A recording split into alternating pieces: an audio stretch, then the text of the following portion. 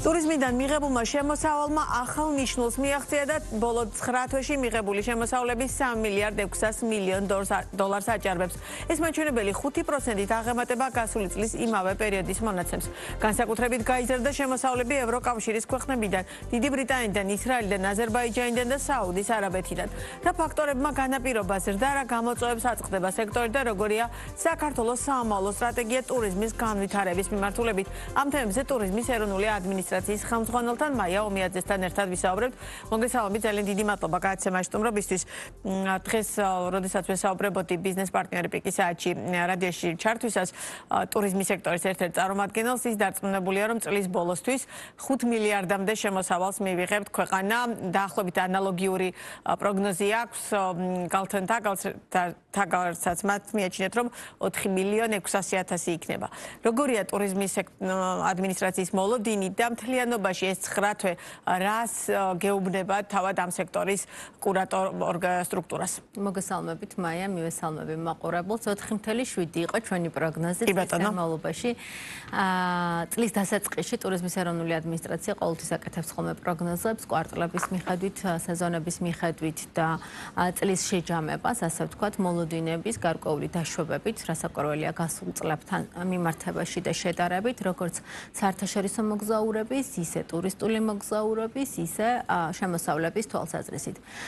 გალტენტაგარტის პროგნოზები და ჩვენი პროგნოზები დაახლოებით ემთხვევა ხოლმე ერთმანეთს. ეს ზოგადად პროგნოზები, რა თქმა უნდა, დაშვებებით კეთდება და შესაბამისად გარკვეულწილად თუ აქამდე როგორ მოვდივართ 2019 წლის შემდეგ აღდგენის ტენდენცია საერთაშორისო მოგზაურების ნაწილში, თუ შემოსავლების ტენდენცია 19 წლის შემდეგ, აი ამ დაშვებებით, როგორც მიმდინარეობს, რა თქმა უნდა, პროგნოზი არის დაახლოებით ერთი და იგივე.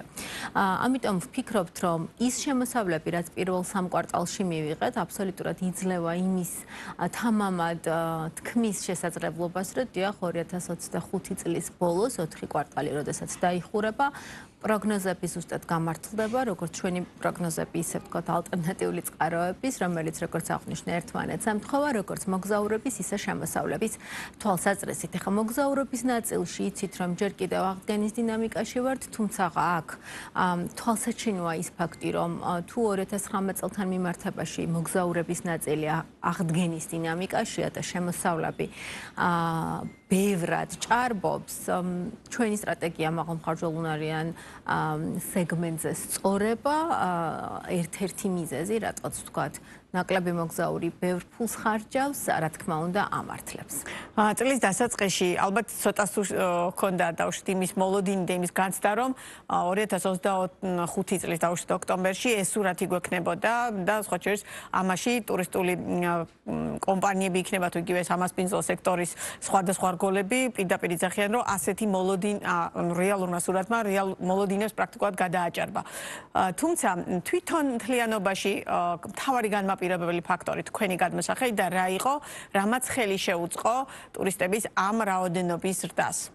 ჩვენ ყოველთვის ვამბობდით, რომ ძალიან კარგი სეზონი იქნება, რა თქმა უნდა, ხა გარკვეულწილად გარემოებები ტურიზმის სფერო თავისი შინაარსით და თავისი ფორმით ძალიან მოწყვლადია ნებისმიერი ტიპის გარემოება მასზე მოქმედებს და ბუნებრივად ის პროგნოზები და საფრთხეები და შიშები, რაც გარკვეული სექტორის გარკვეულ წარმომადგენლებს ჰქონდათ, რა თქმა უნდა, მისაღები იყო. თუმცა ჩვენ ვიცოდით რა ჩვენი გეგმები, მარკეტინგული კამპანიების თუ ფრენების მიმართულებით, ახალი მიმართულებების თუ სიხშირეების დამატების, ვიცოდით რა ჩვენი გეგმები და სტრატეგია, რომელ ბაზრებზე რას ვაპირებდით, როგორ გეგმავდით დივერსიფიცირებას, ჩვენ არაერთხელ გვისაუბრია ამ თემებზე თქვენს ეთერში.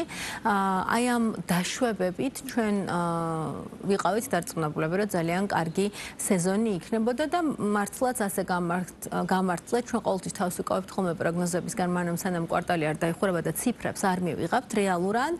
თუმცა ზუსტად ისეთი ტემპით იყო კვარტლების მიხედვით დაჯდა ციფრები, როგორი მოლოდინებიც ჰქონდა. ძირითადი განმაპირობებელი, რა თქმა უნდა, არის თქვა სტრატეგიული მუშაობა, დაგეგმილი მუშაობა, ფრენების დამატება, არსებულ ფრენებზე სიხშირეების დამატება და კვალ ის მრავალ კომპონენტიანი კამპანიები, რომელსაც ძალიან აქტიურად ვახორციელებთ ჩვენ სამიზნე ბაზარზე. თქვენ რომ შეხედოთ თქვა შემოსავლების ოდენობა, რომელი ქვეყნებიდანაც იმატებს, ზუსტად მიყვება იმ ქვეყნებს, რა თქმა უნდა. მაყურებელსაც უთხრათ, რომელი ქვეყნებიდან არის ზრდა, რომ უფრო მეტ კეთილ წარმოდგენა ქონდეს. კი ბატონო, ეს არის ევროკავშირი, მათ შორის ისრაელი, ბრიტანეთი. ეს არის ბრიტანეთის ქვეყანა, ეს არის საუდის არაბეთი, აზერბაიჯანი და ისრაელი. ეს არის მოწინავე ქვეყნები, საიდანაც ყველაზე მეტი მაღალმხარჯველუნარიანი, ასე ვთქვათ, ტურისტი შემოვიდა და მეტი ფული დაიხარჯა ამ სეგმენტში. სწორედ იგივე ქვეყნებია დაახლოებით მიყვება საერთაშორისო მოგზაურების სტატისტიკაში. და ზუსტად იგივე ქვეყნებია, გამოკლებით აზერბაიჯანისგან, იმიტომ რომ ჩვენ მეზობელ ქვეყნებში კამპანიებს არ ვაკეთებთ, ზუსტად იგივე ქვეყნებია, სადაც ჩვენ კამპანიებს ვაკეთებთ და პირდაპირი ფრენები გვაქვს. ხო, ბრიტანეთი ამის თვალსაჩინო მაგალითია, როგორც კი პირდაპირი ფრენა 6 სიხშირე დაემატა კვირაში 4 ბრიტანეთის ავიახაზები და 2 სიხშირით EasyJet-ი მაშინვე ტოპ 10-ში ავიდა ბრიტანელი მოგზაურების ოდენობა და შემოსავლებშიც გადმოკონვერტირდა, ასე ვთქვათ, ხო? შესაბამისად ეს ერთობლივად ნიშნავს იმას, რომ ძალიან სწორად, დაგეგმილად მუშაობთ და სწორად პროგნოზებსაც ვაკეთებთ იმის მიხედვით სწორად, რა გეგმებიც გვაქვს და რა მოლოდინებიც. აი ამ მოლოდინებიდან გამოვდივართ და ვიძახით, რომ იქნება კარგი სეზონი და ახლაც ვამბობთ, რომ წლის ბოლომდე ძალიან კარგი სეზონი გვექნება, წინ ზამთრის სეზონია. შესაბამისად უკვე ჩვენ დავიწყეთ თქვენს ეთერშიც გაშუქდა რომ მიმდინარეობს ჩვენი კამპანიის უკვე კონტენტი შეიცვალა და ზამთრის პროდუქტის და კურორტების პოზიციონირება დავიწყეთ საფრანგეთის დიდი ქალაქების ცენტრალურ მოედნებზე, მეტროსადგურებში, გერმანიაში, პოლონეთში გვაქვს, ვთქვათ, outdoor რეკლამა, ასე ვთქვათ, გარე ფასადებზე დაბრენდილია მთელი ქალაქი საქართველოს მთის ხედებით. ეს ის ქვეყნებია, სადაც რეალურად საიდანაც ახლა ველოდებით, თუნდაც იქვე ზამთრის სეზონზე ტურისტების კიდევ უფრო მეტ რაოდენობას. ეს არის ქვეყნები, სადაც ჩვენ ერთგვარად ჩვენი სტრატეგიული ბაზრები გვქია და ბუნებრივად ჩვენს მარკეტინგ კამპანიებს იქ ვახორციელებთ ხოლმე. არა მარტო ვთქვათ outdoor რეკლამა, იქ არის განსხვავებული დამატებითი მედიუმები, სადაც ჩვენ გვაქვს ვთქვათ ქვეყნების მიხედვით რადიო გადაცემები, სატელევიზიო გადაცემები თუ ასე შემდეგ. მოკლედ ჩვენი შინაარსი სეზონის ცვლილებასთან ერთად შეიცვალა და უკვე დაახლოებით 1 თვეა ზამთრის სეზონისთვის მომზადებით და კამპანიები. ჩვენი ქვეყნების მიხედვით გვაქვს ზამთრის კონტენტზე. რა მოლოდინი გვაქვს ზამთრის სეზონზე? მაშინ ასე ვიკითხავ და რამდენად მომზადებული შევხვდებით თავად საქართველოს აი ამ ზამთრის სეზონს, იმიტომ რომ ინფრასტრუქტურულად ძალიან მნიშვნელოვანია რომ ყველაფერი გამართული იყოს. თქვენ რის რეკლამასაც აკეთებთ, იმას თუ არ მოყვა რომ რეალურად ტურისტი თუ ჩამოვა აქ რაღაც პრობლემები დახვდება, მეორე წელს უკვე გაგიჭირდებათ რეალურად. ამიტომ ძალიან მნიშვნელოვანია რომ სახელმწიფო უწყებებმა და კერძო სექტორმა ძალიან თანხმდროში იმუშაოთ ამ ნაწილში. რამდენად არის ეს კოორდინაცია ერთმანეთთან? კოორდინაცია აქტიურად მიმდინარეობს, ზამთრის სეზონისთვის მზადება დაწყებული არის. ზოგადად ზამთრის სეზონი, ზამთრის კურორტები და სათხილამურო კურორტები ჩვენ ახლა გამოწვევებზე საუბარს არასოდეს არ გავუბივართ და ბუნებრივად ხშირად არის ხოლმე პრობლემები სოციალურ ქსელშიც.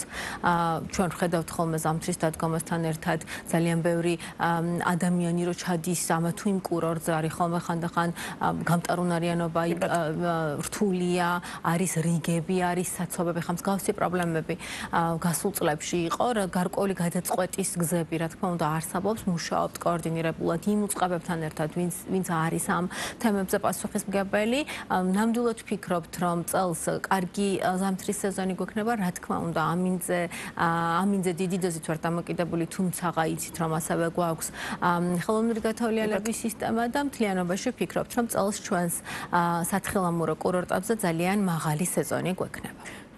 რა გამოწვევა, რადგან გამოწვევები ახსენეთ, რა გამოწვევებია დღეს თქვენი გადმოსახედიდან ტურიზმის სექტორში, რომელთა მიმართებაშიც გამკლავება არის ნომერ პირველი ამოცანა?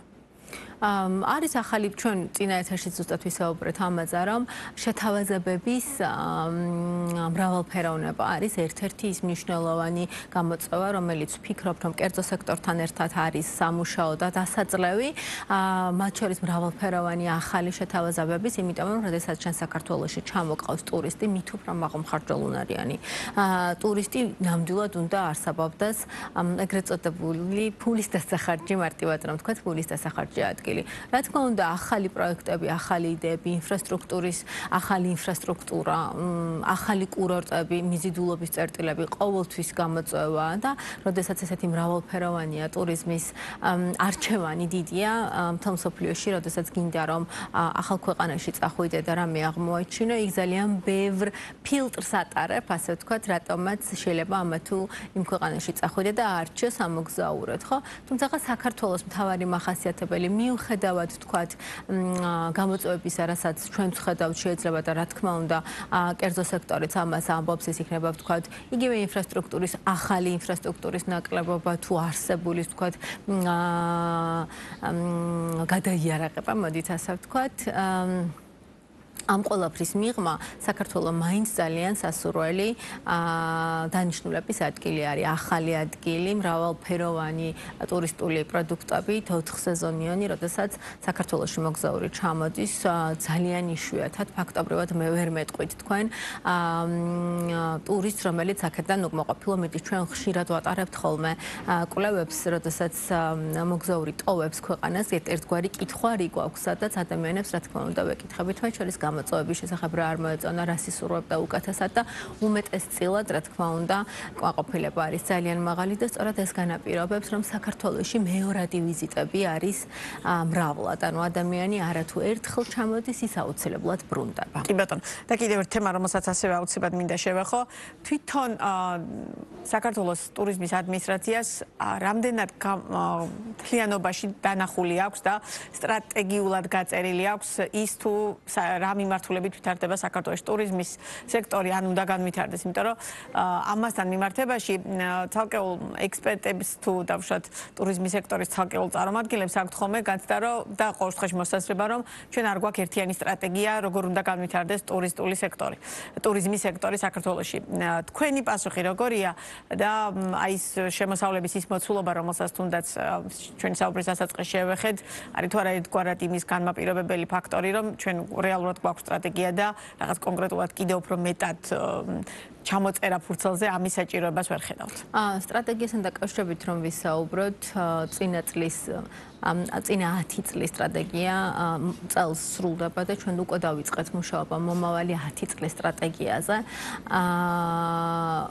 როგორ ხედავთ და როგორ გვინდა რომ განვითარდეს საქართველო როგორც ტურიზმის დანიშნულების ადგილი, ტურისტული მიმართულებით, სამოგზაურო დანიშნულების ადგილი ამ პროცესში ასე ვთქვათ ღია ქოლი იყო და მსურველებს ჰქონდათ შესაძლებლობა რომ მონაწილეობა მიიღოთ პარტნიორების შერჩევისას. ეს პროცესი ახლა მიმდინარეობს.